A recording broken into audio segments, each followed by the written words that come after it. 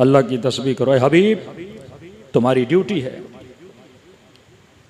युज़क्कीहिम, इनको पाको पाकीज़ा करो। व युअल्लिमुहुमुल किताब, इनको किताब की तालीम दो। वल हिक्मा, इनको हिकमत भी सिखाओ।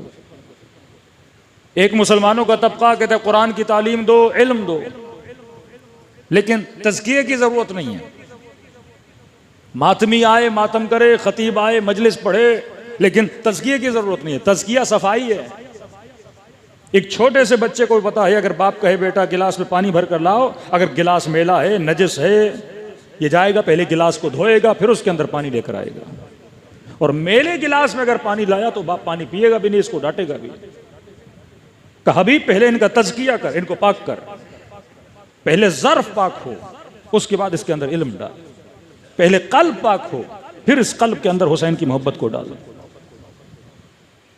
कोई चल पड़े करबला की ज़ियारत को, सवाब है। करबला की ज़ियारत भी इसीलिए कि शायद जाए इसका तज़किया हो जाए, मजलिस हुसैन में आए, शायद इसका तज़किया हो जाए। एक छोटा सा जानवर, एक मुर्गी घर में लेकर आते हो, का 3 दिन इसको रखो, दाना दो, ताकि इसका तज़किया हो जाए। कहीं ऐसा ना हो बाहर जाके इसने निजासतें फुजले न खाए हों। अगर पिंजरे में बंद है तो मसला नहीं, लेकिन अगर ये गांव की मुर्गी है, गलियों में घूमने वाली मुर्गी है, कहीं पे चिपकलियां, कहीं पे मुख्तलिफ चीजें खाएं, का 3 दिन इसका तज़किया कर। खुदा ऐसे गोश्त को भी तुम्हारी शिकम में जाने नहीं देता जिसका तज़किया ना हुआ हो। का हबीब युज़क्कीहिम, जब तज़किया हो गया, जब ज़र्फ पाक हो गया, जब बर्तन पाक हो गया, अब इसके अंदर व युअल्लिमुहुमुल किताब, अब इन्हें किताब की तालीम दे। लेकिन क्या तज़किया और तालीम काफी है? फरमाया नहीं। वल हिक्मा, इन्हें हकीम भी बना। उम्मत जाहिद बनी, उम्मत मुत्तकी बनी, उम्मत पूरी पूरी रात खड़े होकर नमाजें पढ़ती रही, लेकिन खाली हिकमत। खवारिज से बड़ा कोई जाहिद नहीं, सुबह से शाम नमाजें नमाजें नमाजें।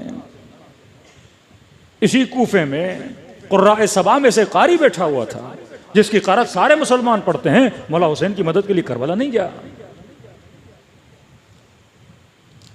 इल्म भी आ गया, तज़किया भी आ गया। मतलब एक ऐसा मुसलमान जो कोई कहे गुनाह करता था, कहा नहीं हमने गुनाह करते हुए नहीं देखा। फासिक था का नहीं, शराबी था का नहीं, नमाजी कहां।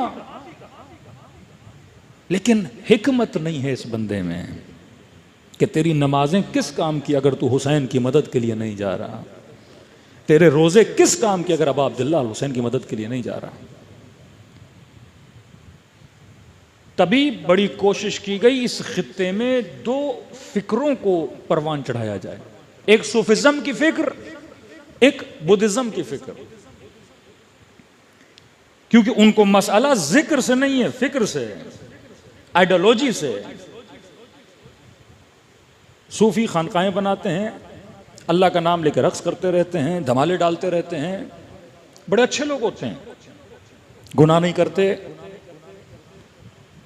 अच्छी अच्छी बातें करेंगे, मारिफत खुदा का बातें करेंगे, अल्लाह के वजूद की बातें करेंगे, जिनको जिक्री भी बोला जाता है। भाई जिक्र कल्बी कैसे किया जाता है, हु कैसे किया जाता है, ये फूके ही मारते रहते हैं पूरा दिन।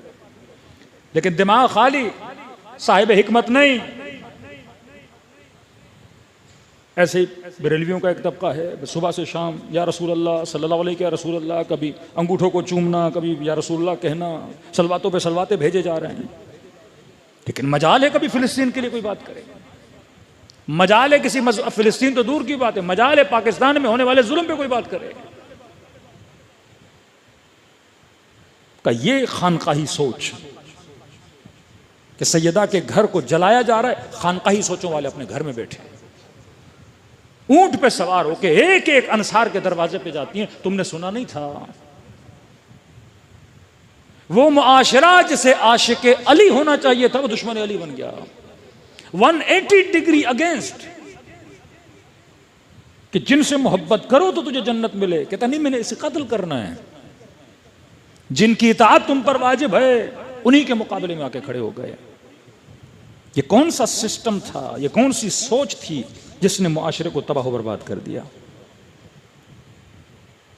फरमा सबसे पहले इस्लाह फिक्र, निज़ाम अहले बैत को समझो। तो अहले बैत इस निज़ाम को बगैर किसी तरकीब के छोड़ के नहीं जा सकते, कोई सिस्टम आपको देकर जाएंगे, उस सिस्टम पे आप चलोगे तो आप कामयाब होंगे। सलवात पढ़े मोहम्मद व आले मोहम्मद।